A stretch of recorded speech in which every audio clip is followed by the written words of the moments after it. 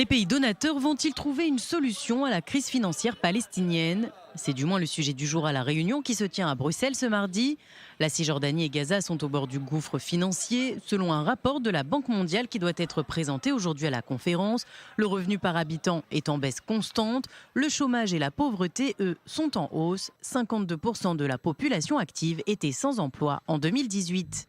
L'autorité palestinienne est confrontée à une baisse drastique de l'aide étrangère. Elle est passée de 10% de son PIB en 2014 à 3,5% l'an dernier. En cause notamment la coupe budgétaire décidée par Donald Trump dans l'aide américaine, mais aussi le refus des Palestiniens de percevoir les droits de TVA et de douane que lui doit Israël, tant que le pays maintiendra sa décision d'en geler une partie. En février, Israël avait annoncé le blocage de 122 millions d'euros sur le montant total reversé à l'autorité palestinienne.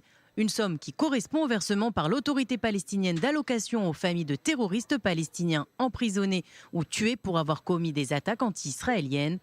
Le pays continue de verser le reste des taxes aux Palestiniens, mais Mahmoud Abbas refuse de les accepter.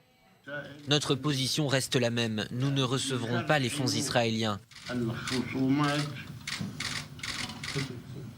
Ils essaient autant que possible de légitimer les réductions, en particulier sur les salaires et les provisions des prisonniers, des martyrs et des blessés. Mais cette situation ne sera en aucun cas acceptée. Une décision qui plonge la population palestinienne de Cisjordanie dans une crise économique profonde. La réunion d'aujourd'hui est donc très importante. Mahmoud Abbas a d'ailleurs décidé d'y envoyer son Premier ministre Mohammad Shtayyeh.